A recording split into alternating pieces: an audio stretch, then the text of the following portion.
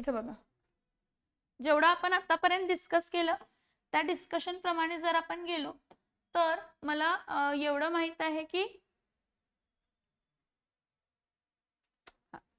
जेवढं आपण आतापर्यंत डिस्कवर केलं त्यापर्यंत एवढं माहित आहे की सेंटर ऑफ ॲटम, सेंटरला काय आहे तर न्यूक्लियस, त्या न्यूक्लियस मध्ये प्रोटॉन्स आणि काय आहे तर न्यूट्रॉन्स, आणि डेफिनेट डिस्टन्सला काय आहेत तर शेल्स, आणि त्या शेल्स मध्ये काय आहेत तर इलेक्ट्रॉन्स आहेत. ठीक आहे. दर शेलची कपॅसिटी वेगळी असते, दर शेलची कपॅसिटी वेगळी असते. ती बोहर्सनं दिली. कोणी दिली? बोहर्सनं.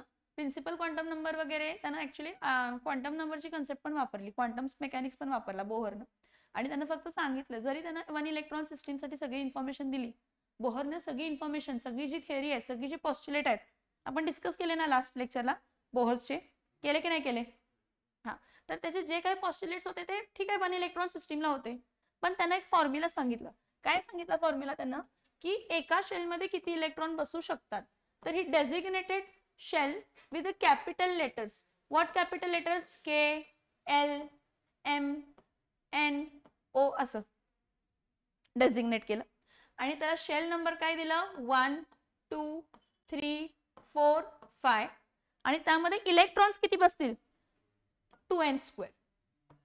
म्हणजे पहिली शेल आहे तर 2 × 1 चा स्क्वेअर, दुसरी शेल आहे तर 2 × 2 चा स्क्वेअर, तिसरी शेल आहे तर 2 × 3 चा स्क्वेअर, चौथी शेल आहे तर 2 × 4 चा स्क्वेअर, पाचवी शेल आहे तर 2 × 5 चा स्क्वेअर. मग 2 चा स्क्वेअर, 2 × 1 चा स्क्वेअर 2, 2 × 2 चा स्क्वेअर 4, 4 2 चा काय येणार आहे तर 8, 3 चा स्क्वेअर 9, 9 2 चा काय येणार आहे 18, 4 चा स्क्वेअर 16, 32, 50, तसंच 6 त्याला 72 येते, मग 98 येते, 98. ठीक आहे. हे त्यांना कॅपॅसिटी सांगितली दर शेलची, म्हणून काय दर शेलमध्ये लगेच तेवढे इलेक्ट्रॉन भरतात असे गरजेचं नाही. ऑक्टेटच कंप्लीट होते. काय कंप्लीट होत असते? काय कंप्लीट होत असते? काय पण असू दे, काय कंप्लीट होणार आहे तर ऑक्टेट. काय म्हटलं? हे कपॅसिटी सांगितली त्या शेलची. आणि आपण पिरियॉडिक टेबल बघणार, हा पॉइंट झाल्यानंतर पिरियॉडिक टेबल बघणार. त्या पिरियॉडिक टेबल मध्ये तुम्हाला ही कन्सेप्ट लक्षात येणार की मी तुम्हाला काय सांगते. हा, कपॅसिटी वेगळी, आणि बाहेरच्या शेलमध्ये इलेक्ट्रॉन किती असणार आहे? 8च. लास्ट इलेक्ट्रॉन जेव्हा एंटर होतो तर मॅक्सिमम लास्ट शेलमध्ये किती इलेक्ट्रॉन बसू शकतात तर 8. तुम्ही ऐकलंय ना ट्रान्झिशन एलिमेंट्स आणि इनर ट्रान्झिशन एलिमेंट्स? हा, ट्रान्झिशन एलिमेंट्स मध्ये फिलिंग ऑफ इलेक्ट्रॉन n-1 शेलमध्ये होते, आतल्या शेलमध्ये होते, आणि इनर ट्रान्झिशन एलिमेंट मध्ये आतल्याच्या आतल्या. असं ऐकलंय? नाही ऐकलं असं तरी पण ऐकायला लागणार, कारण ऐकायला पाहिजे होतं. पण आपण पिरियॉडिक टेबल, पुढचा पॉईंट स्ट्रक्चर ऑफ ॲटम आता संपतो आज स्ट्रक्चर ऑफ ॲटम आपला. नेक्स्ट पॉईंट आपण काय बघणार आहे तर पिरियॉडिक टेबल. मी जे पिरियॉडिक टेबल सांगते ना, ते पिरियॉडिक टेबल जर तुम्ही परफेक्ट समजून घेतला, तुम्हाला इनऑर्गॅनिक केमिस्ट्री डिफिकल्ट जाणार नाही, आणि सगळ्या कन्सेप्ट इझिली, बॅलेन्सिंग इझी येणार. काय इझी येणार आहे? बॅलन्स. तुम्ही स्वतः फरक बघा तुमच्यामध्ये केमिस्ट्रीमध्ये, जेव्हा आपण एखादा बेसिक पॉईंट पासून घेतो आणि मग पुढे जातो. लक्षात येत आहे? ठीक आहे, फाईन, चलेगा. सो सेंटरला काय आहे तर न्यूक्लियस, त्या न्यूक्लियस मध्ये प्रोटॉन्स आणि न्यूट्रॉन्स आहेत, आणि न्यूक्लियस मध्ये प्रोटॉन्स आणि न्यूट्रॉन्स आहेत म्हणून आपण त्याला काय म्हणतो तर न्यूक्लियॉन्स. प्रोटॉन्स पॉझिटिव्हली चार्ज असतात, न्यूट्रॉन्स न्यूट्रल असतात, पण टोटल नेट चार्ज न्यूक्लियस वरती काय येणार आहे? पॉझिटिव्ह. टोटल नेट चार्ज काय येणार आहे? पॉझिटिव्ह. डेफिनेट डिस्टन्सला शेल्स आहेत, त्या शेल्स मध्ये काय फिरतायत तर इलेक्ट्रॉन. दर शेलची कपॅसिटी वेगळी आहे, पण बाहेरच्या शेलमध्ये मॅक्झिमम किती इलेक्ट्रॉन बसू शकतात? 8. 8 पेक्षा जास्त इलेक्ट्रॉन बसू शकत नाही. समजते का? Yes or no? ठीक आहे, फाईन. मग नेक्स्ट बघा की असं म्हटलंय किंवा असं आपण बघतो की ॲटम इज न्यूट्रल. हे जेवढे काही डिस्कवरी झाले ना, प्रोटॉन, न्यूट्रॉन म्हणजे इलेक्ट्रॉन वगैरे आला, इलेक्ट्रॉन आला मग प्रोटॉन ही आहे, ह्याचा एक्झिस्टन्स कोणत्या स्टेटमेंट मध्ये आला की ॲटम इज काय म्हटलं आपण? न्यूट्रल. कायम लक्षात घ्या, ॲटम काय असते तर न्यूट्रल. ॲटम न्यूट्रल का असते सांगा? Atom is neutral because the number of protons in the nucleus is equal to the number of electrons in extra what extra nuclear part. समजते का बघा मी काय सांगितलं. ऍटम हा न्यूट्रल आहे. का न्यूट्रल आहे ऍटम? कारण जेवढे प्रोटॉन्स आहेत न्यूक्लियस मध्ये तेवढेच इलेक्ट्रॉन्स असणार आहेत एक्स्ट्रा न्यूक्लियर पार्ट मध्ये. तर हा नाही नाही नाही नाही सगळे एक्स्ट्रा न्यूक्लियर पार्ट म्हणजे सगळे shell, first shell, second shell, third shell, जी काय नाही नाही पहिल्यापासून असते ते. एकच मिनिट दाखवते मी तुम्हाला. ऍडबिट नाही. आता मी जर हायड्रोजन घेतला तर हायड्रोजनचा ऍटॉमिक नंबर काय असते तर 1 असते. हायड्रोजनचा ऍटॉमिक नंबर काय असते 1. मग ऍक्च्युली आपल्याला दिसताना असते की एकच प्रोटॉन आहे त्यामध्ये, न्यूट्रॉन नसते. काय नसते? कशामध्ये न्यूट्रॉन नसते? हायड्रोजन ऍटम मध्ये, प्रोटियम मध्ये. प्रोटॉन आणि बाहेरच्या शेल मध्ये एक काय तर इलेक्ट्रॉन. सो एक प्रोटॉन एक इलेक्ट्रॉन काय असणार आहे? न्यूट्रल. काय असणार आहे? न्यूट्रल. ठीक आहे. आता नेक्स्ट बघा हा हेलियम. हेलियम मध्ये काय असते इथं बघा हा 2 प्रोटॉन असतात, 2 न्यूट्रॉन असतात आणि पहिली शेल जी आहे त्यामध्ये किती इलेक्ट्रॉन आहेत तर 2. आणि पहिल्या शेल मध्ये मॅक्सिमम 2 इलेक्ट्रॉन बसतात, 2 पेक्षा जास्त इलेक्ट्रॉन बसू शकत नाही. आताच बघितलं आपण 2n² च्या फॉर्म्युलानं. हा तर हे बघा जेवढे प्रोटॉन आहेत तेवढेच काय आहेत तर इलेक्ट्रॉन्स आहेत का? आपण जेवढे एलिमेंट्स बघतो ना पिरियडिक टेबल मध्ये, जेवढे एलिमेंट्स बघतो पिरियडिक टेबल मध्ये, तर जेवढे एलिमेंट्स बघतो पिरियडिक टेबल मध्ये, एकच मिनिट पिरियडिक टेबल दाखवते तुम्हाला. कोणतं? हा एकच मिनिट सगळं सांगतो.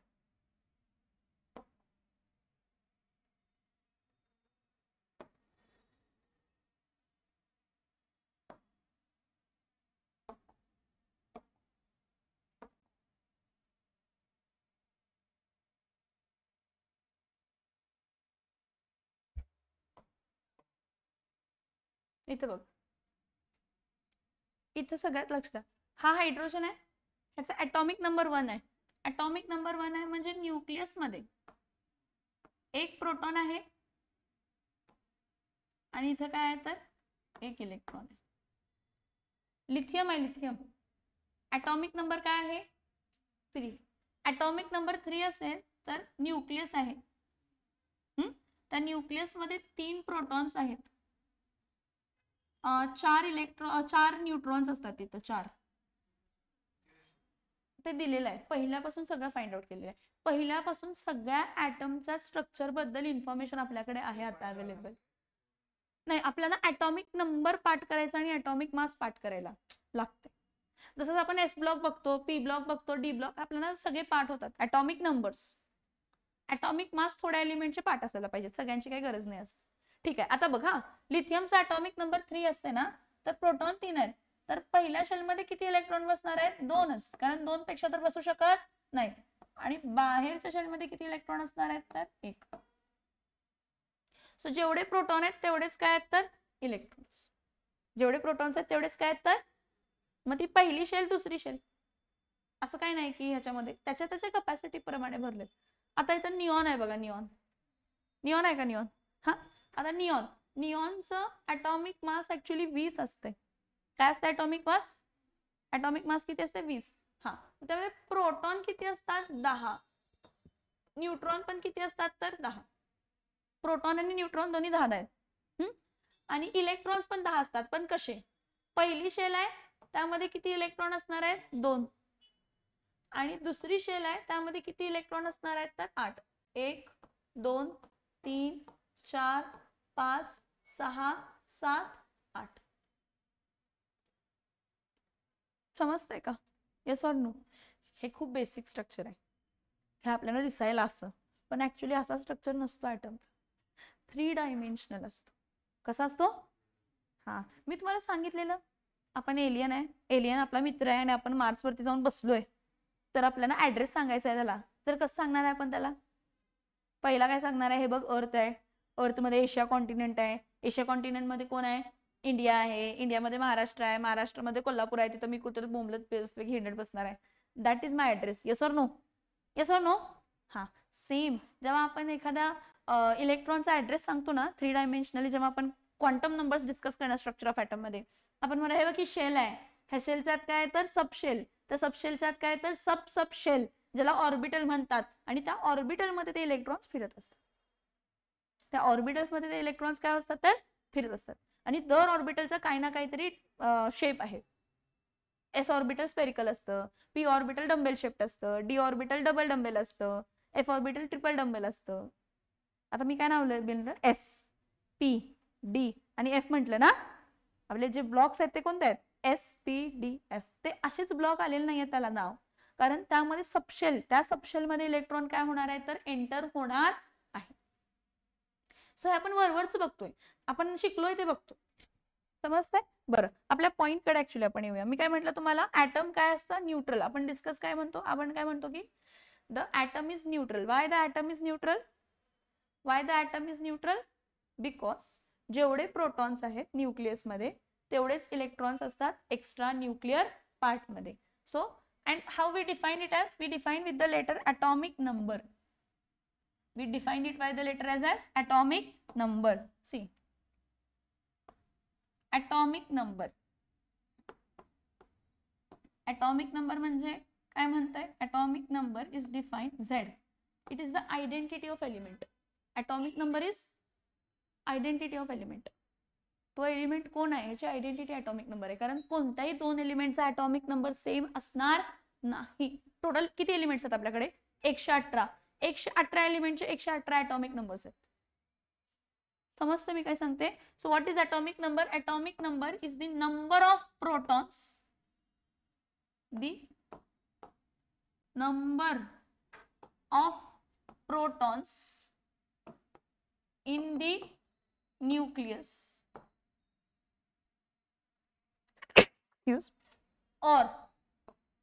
और म्हटला मी, अँड नाही म्हटलं मी, काय म्हटलं? Or the number of electrons in extra nuclear part. Or the number of electrons in what? Or the number of electrons in what? Extra nuclear part. Or the number of electrons in what? Extra nuclear part. कारण का atom neutral आहे. Atom neutral आहे म्हणजे जेवढे protons आहेत nucleus मध्ये तेवढेच electrons असणार आहेत एक्स्ट्रा न्यूक्लियर पार्ट मध्ये. सगळ्यात लास्ट एलिमेंट आहे ना, सगळ्यात लास्ट एलिमेंट हा इनर्ट गॅस आहे. ऑर्गनॅसन म्हणतो त्याला, ओजी. काय म्हणतो आपण त्याला? ओजी, ऑर्गनॅसन. त्याचा ॲटॉमिक नंबर किती आहे माहित आहे? त्याचा ॲटॉमिक नंबर 118 आहे बाळांनो. काय ॲटॉमिक नंबर? 118. आता हे 118 ॲटॉमिक नंबर आहे ना, म्हणजे 118 प्रोटॉन आहेत न्यूक्लियस मध्ये आणि 118 इलेक्ट्रॉन्स आहेत एक्स्ट्रा न्यूक्लियर पार्ट मध्ये. कशामध्ये? कशामध्ये? एक्स्ट्रा न्यूक्लियर पार्ट मध्ये. आता हा ऑर्गनॅसन जो आहे हा कोणत्या पिरियडला बिलॉंग करतो? 7th पिरियडला. कोणत्या पिरियडला बिलॉंग करतो? हा, मग त्यामध्ये फिलिंग कसं होते? पहिल्या शेल मध्ये 2 इलेक्ट्रॉन, दुसऱ्या शेल मध्ये 8, तिसऱ्या शेल मध्ये किती असतात तर 18, चौथ्या शेल मध्ये किती असतात? 32, पाचव्या शेल मध्ये पण किती असतात? 32, सहाव्या शेल मध्ये किती असतात? 18 आणि सातव्या शेल मध्ये किती असतात? 8. मला हे ऍड करून सांगा 118 येते का? करा ऍड आणि सांगा. ऍड करून सांगा. असं नाही की एक्स्ट्रा न्यूक्लियर पार्ट म्हणजे सगळे शेल्स, पहिली शेल, दुसरी शेल, तिसरी शेल, चौथी शेल, पाचवी शेल, सहावी शेल, सातवी शेल. ऑर्गनॅसन, ऑर्गनॅसन हा सगळ्यात लास्ट एलिमेंट आहे. ऑर्गनॅसन हा सगळ्यात लास्ट एलिमेंट आहे आणि त्याचा ॲटॉमिक नंबर किती आहे तर 118. ॲटॉमिक नंबर 118 आहे. हा, तर मी त्यांना त्याचं सांगितलं तुम्हाला. पहिल्या शेल मध्ये किती इलेक्ट्रॉन बसणार आहेत? 2, दुसऱ्या शेल मध्ये 8, तिसऱ्या शेल मध्ये 18, चौथ्या शेल मध्ये 32, पाचव्या शेल मध्ये 32, सहाव्या शेल मध्ये 18 आणि सातव्या शेल मध्ये पण 8. असं का बनणार तर ऑफ-बॉस प्रिन्सिपल म्हणून एक आहे.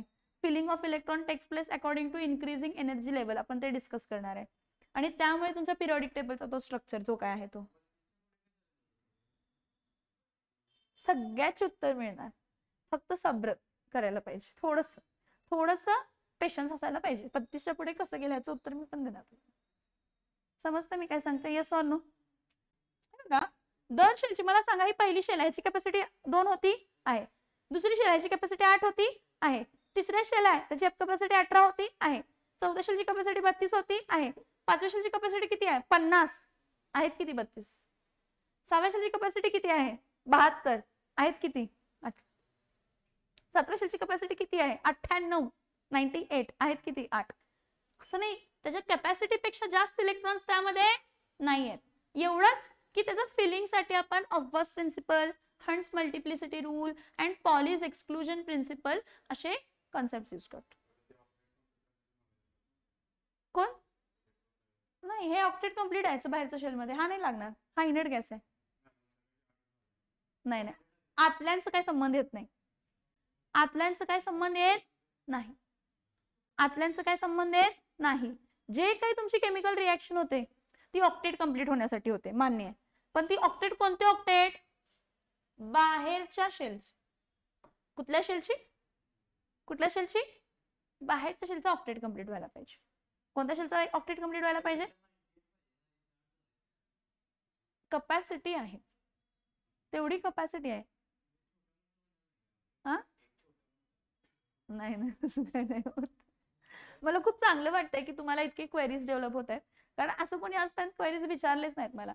It's good that you are having curiosity and you will understand more better. ठीक आहे, हे सगळ्याचे आन्सर्स तुम्हाला मिळणार. So atom is neutral, number of protons in the nucleus is equals to number of electrons in the extra nuclear part. त्यापासून आपल्याला definition आली atomic number, that is number of protons in the nucleus is or the number of electrons in the extra nuclear part. It is represented by what? Z. आणि एक definition आपण बघितलेली last लेक्चरला, काय आठवते? Last लेक्चरला अजून एक definition आपण बघितलेली होती, आणि एक डेफिनेशन होती ॲटॉमिक मास नंबर. कसला number? atomic mass number. What is atomic mass number? The sum of protons and neutrons in the what? In the nucleus. The sum of protons and neutrons in the nucleus of an element. Of an element is called what? Is called atomic mass number. Is called atomic mass number. Is called what? Atomic mass number. And atomic mass number is represented by A, capital E. Atomic mass number is represented by capital A. So मला जर हे define करायचं असेल atomic mass number, सी atomic mass number A is equals to काय येणार आहे तर number of protons plus number of काय येणार आहे तर neutrons. number of protons plus काय येणार आहे तर number of neutrons. आता number of protons म्हणजे काय असते तर Z प्लस काय येणार आहे तर number of काय येणार आहे तर neutrons. इथं काय येणार आहे तर A. So A minus Z is equals to काय येणार आहे तर नंबर ऑफ न्यूट्रॉन्स. काय येणार आहे? A minus Z is equals to number of neutrons. समजतं इथंपर्यंत? येस और नो? ठीक आहे, लिहून घ्या पहिला. What is atomic number, what is atomic mass number and what.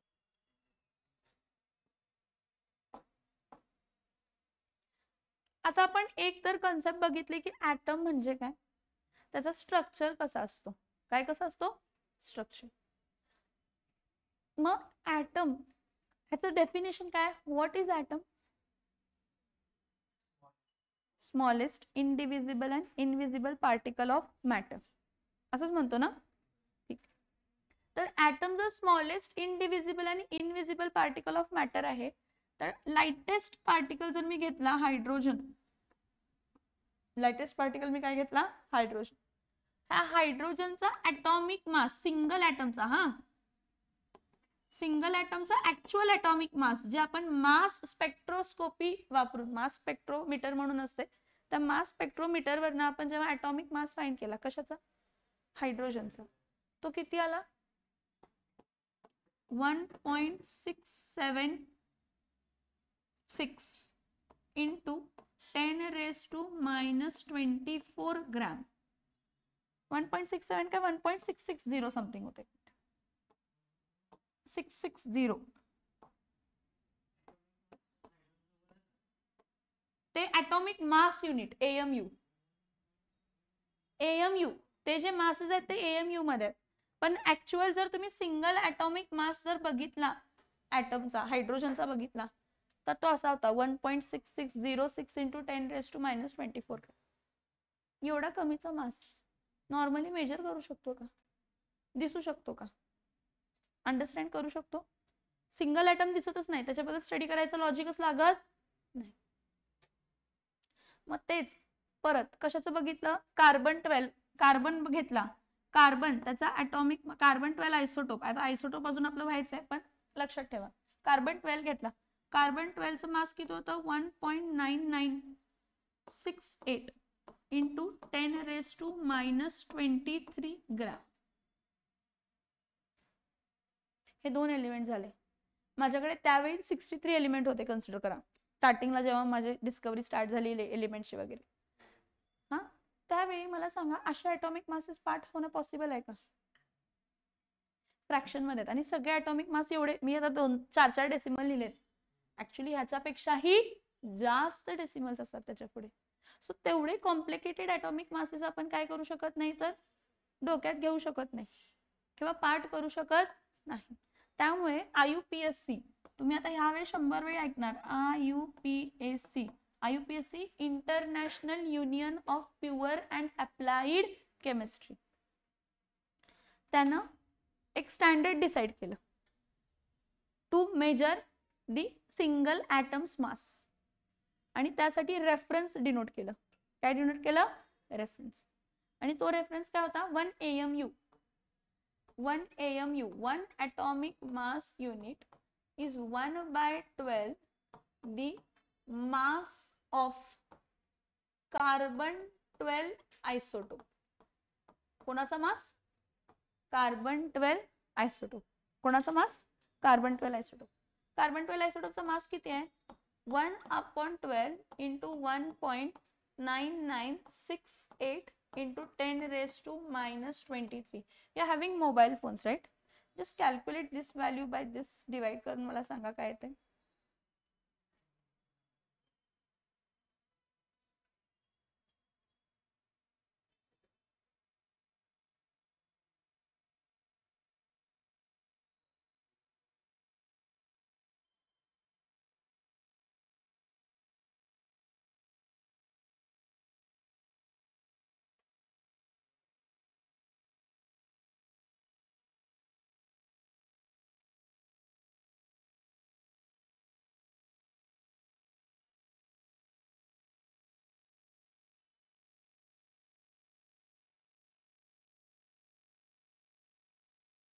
काय नाही, फक्त ह्याला आणि ह्याला डिवाइड करून सांगा काय येते व्हॅल्यू.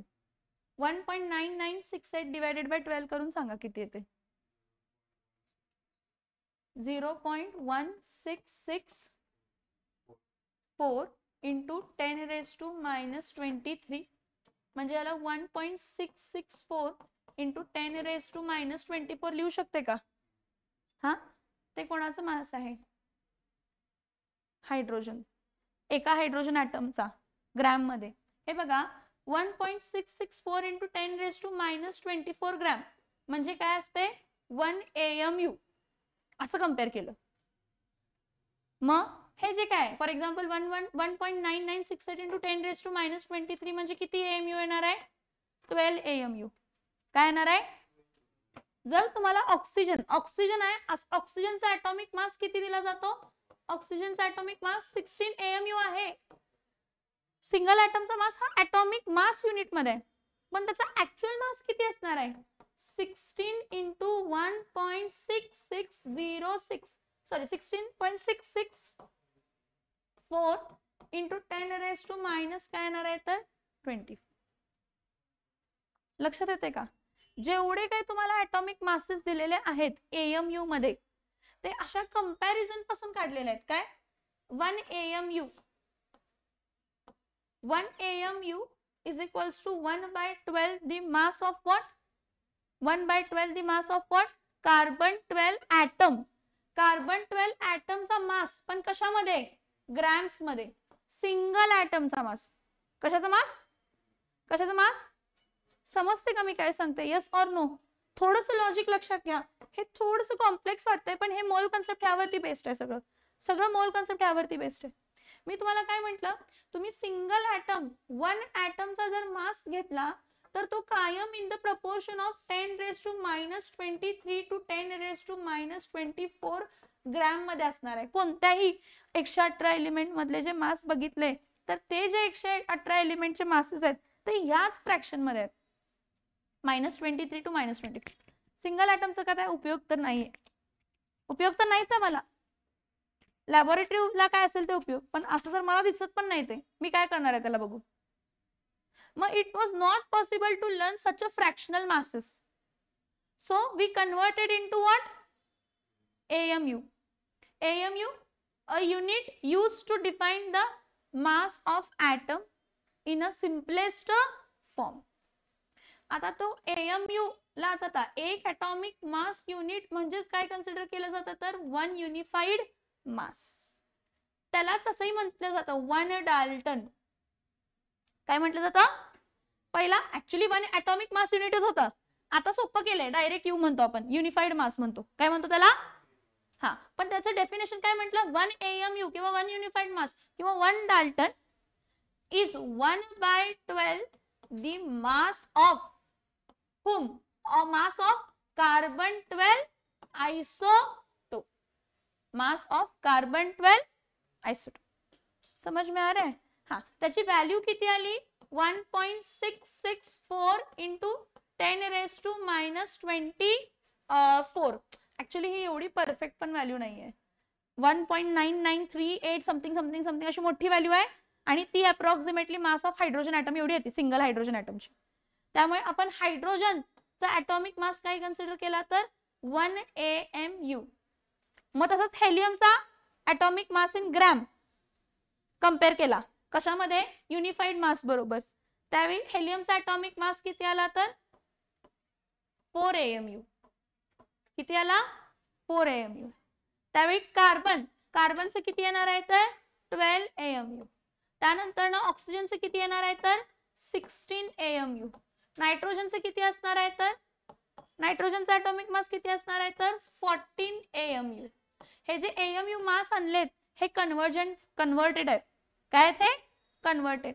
ह्याला जर ह्याचा ऍक्च्युअल मास तुम्हाला फाइंड करायचा असेल, काय फाइंड करायचं असेल तर ह्यांना मल्टिप्लाय काय करावं लागणार आहे, एका AMUच्या मासनं.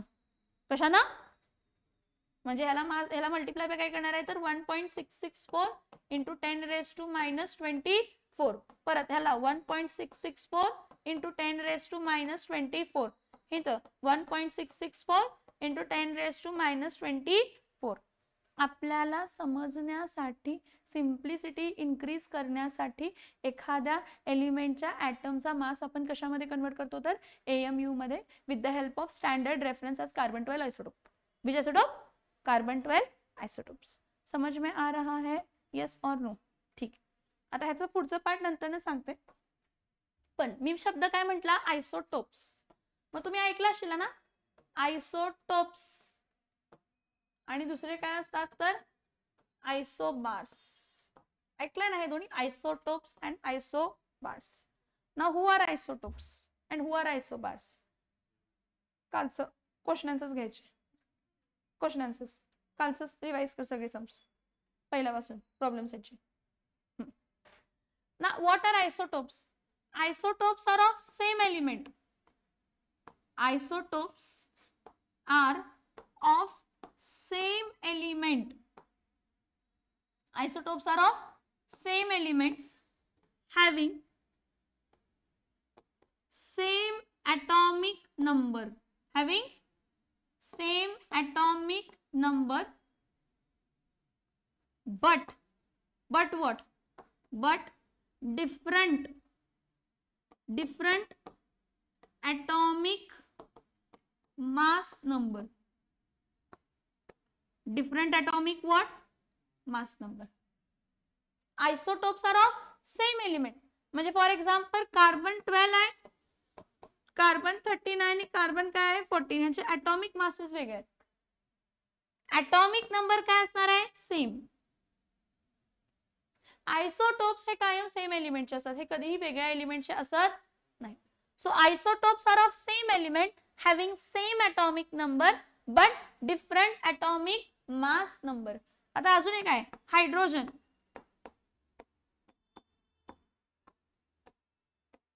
Protium, deuterium, tritium. आयसोटोपचे नाव आहेत हायड्रोजनचे. प्रोटियम, ड्यूटेरियम आणि काय तर प्रोटियम, ड्यूटेरियम आणि काय तर ट्रिटियम. समजते का मी काय सांगते? येस और नो? ठीक आहे. So isotopes are of same element having same atomic number but different atomic mass number. Having same atomic number but different atomic mass number. ठीक आहे, फाइन. म्हणजे काय वेगळं असतं आयसोटोप्स मध्ये? atomic number सेम आहे, atomic mass वेगळा आहे. ऍक्च्युअली काय वेगळं असणार आहे? कारण atomic number सेम आहे म्हणजे प्रोटॉनचे नंबर आणि न्यूट्रॉनचे नंबर काय असणार आहेत? सेम. मग काय वेगळं असणार आहे? न्यूट्रॉन. एलिमेंट तर सेमच आहे रे बाळा. Isotopes are of same element. हे बघा, हा ए आहे ॲटॉमिक मास आहे आणि हा झेड आहे atomic number. A minus Z number of neutrons. So म्हणजे इथं आपण ऍक्च्युअली काय असतात? Isotopes are having what? Isotopes are having different. काय डिफरंट? डिफरंट नंबर ऑफ काय असतात तर न्यूट्रॉन्स. न्यूट्रॉन्सचे नंबर काय असतात तर डिफरंट. मेनली त्यामध्ये त्यांची आयडेंटिटीज ती आहे की त्यांचा ॲटॉमिक मास वेगळा आहे. काय वेगळा आहे? ॲटॉमिक मास वेगळा आहे म्हणजे नंबर ऑफ न्यूट्रॉन्स काय आहेत तर वेगळे. ठीक आहे. आता बघा नेक्स्ट, ह्याचे प्रॉपर्टीज, फिजिकल प्रॉपर्टीज आणि काय असतात तर केमिकल प्रॉपर्टीज. कसले प्रॉपर्टीज असतात? फिजिकल प्रॉपर्टीज आणि ॲटॉमिक नंबर सेम आहे. काय सेम आहे? सेम एलिमेंट आहे, ॲटॉमिक नंबर सेम आहे. आता कार्बन जर घेतला तर कॉन्फिगरेशन काय येणार आहे? 2,4. म्हणजे कार्बन 12 असू दे, कार्बन 13 असू दे किंवा कार्बन 14 असू दे, बाहेरच्या शेलमध्ये नंबर ऑफ इलेक्ट्रॉन्स किती आहेत? म्हणजे कंबायनिंग कपॅसिटी काय असणार आहे? सेम. सेम असणार. बाहेरच्या शेलमध्ये इलेक्ट्रॉन सेम आहेत म्हणजे कंबायनिंग कपॅसिटी सेम. कंबायनिंग कपॅसिटी सेम म्हणजे केमिकल प्रॉपर्टीज सेम. काय सेम असतात? काय सेम असतात? समजते? लक्षात येते मी काय सांगितलं? So isotopes are having, yes, isotopes are having what? Are having same chemical properties.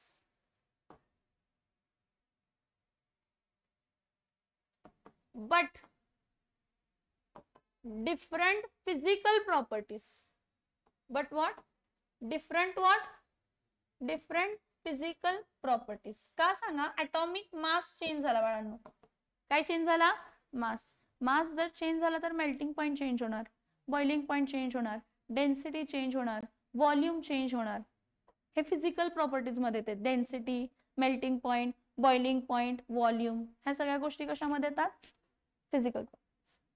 So isotopes are those which are having same chemical properties but different physical properties. पण केमिकल प्रॉपर्टीज का same आहेत?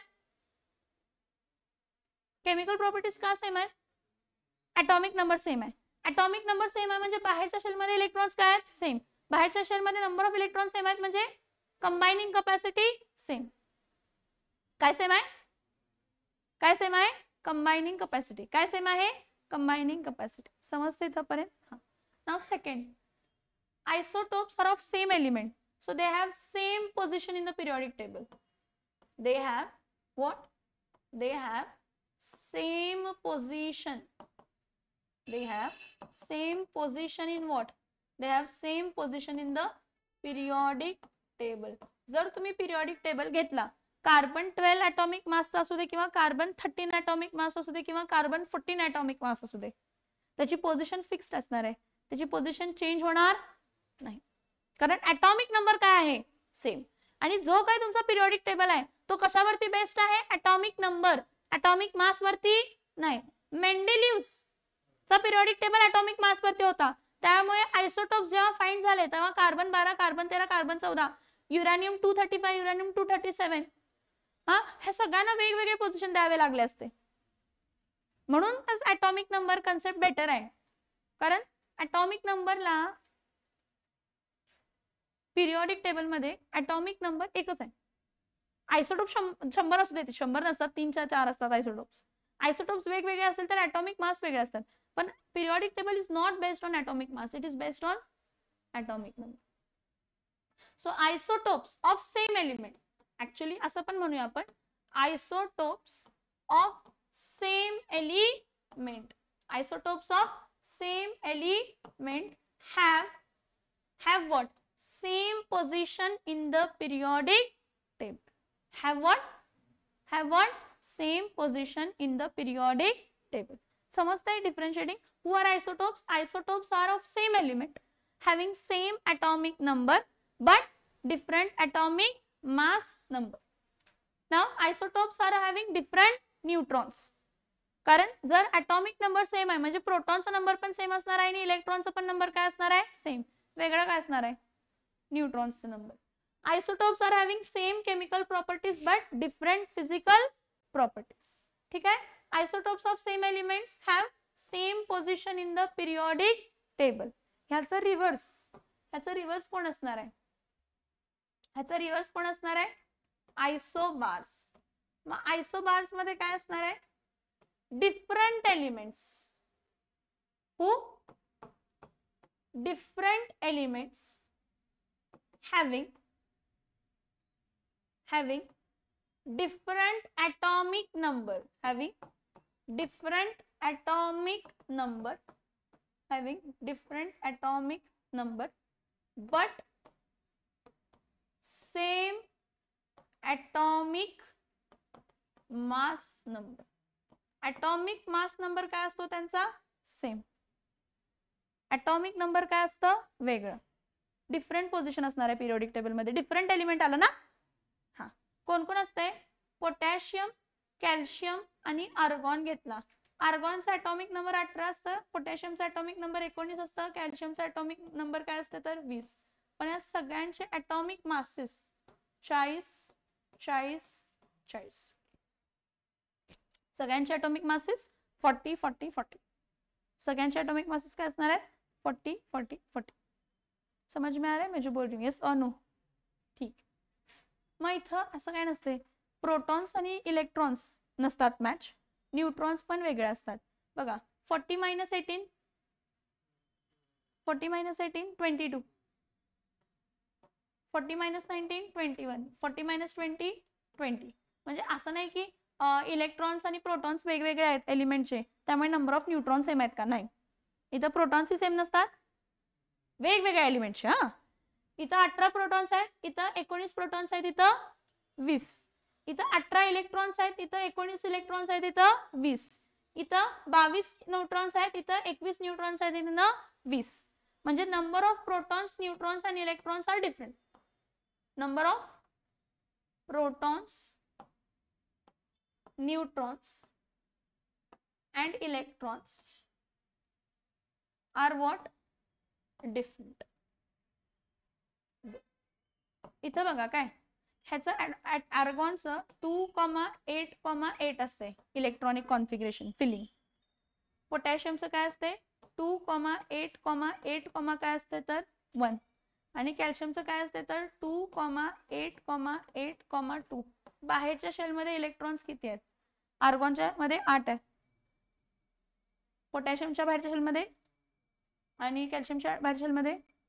म्हणजे जर number of electron बाहेरच्या शेलमध्ये वेगळे आहेत तर कंबायनिंग capacity वेगळी, म्हणजे केमिकल प्रॉपर्टीज आपण काय म्हणणार आहे तर they have different chemical properties, पण फिजिकल प्रॉपर्टीज काय असणार आहेत? सेम, कारण मास काय आहे तर सेम. सो आयसोबार्स